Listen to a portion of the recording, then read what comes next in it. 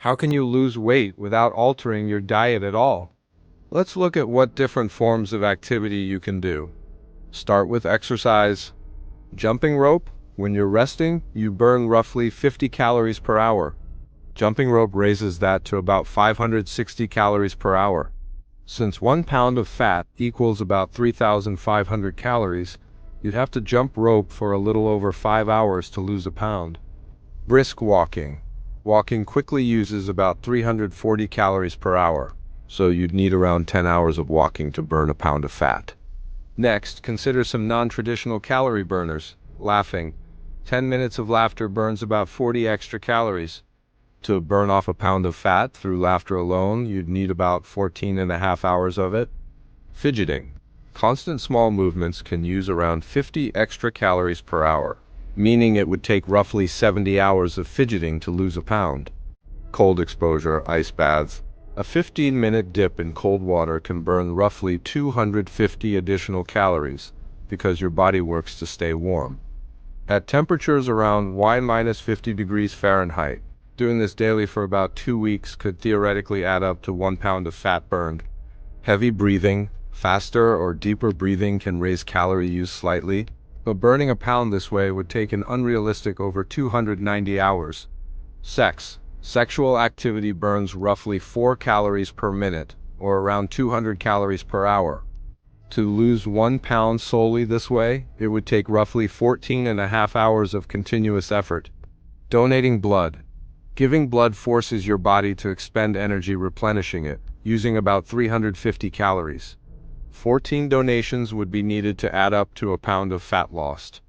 At this point, it becomes clear that losing even 1 pound without changing how you eat requires a significant amount of time and effort.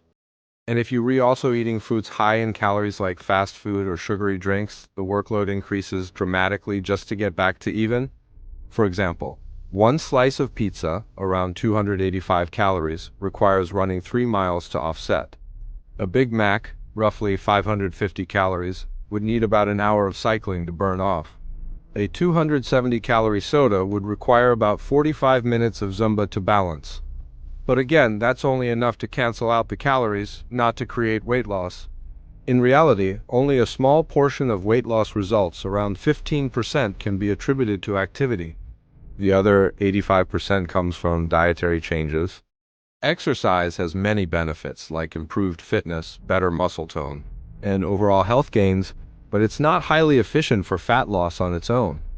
If the goal is specifically to lose body fat, the key is controlling insulin, which is strongly influenced by carbohydrate intake.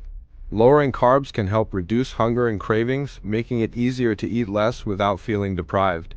Some people use very low-carb approaches, such as a ketogenic diet, aiming for about 20 to 30 grams of carbs per day. Others go even lower with a carnivore-style diet, eating mostly animal products and almost no carbohydrates. Another strategy is intermittent fasting, which often becomes easier after reducing carbs because appetite naturally decreases. Some days you may feel satisfied with 2 meals, 1 meal, or even go longer without hunger. During fasting, your body uses stored fat for energy.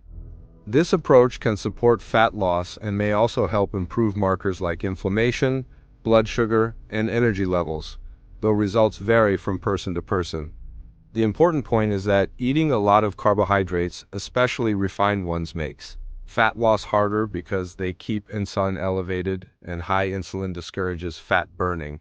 So, can you lose weight without changing your diet?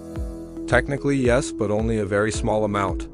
For meaningful fat loss, adjusting what you eat plays the largest role.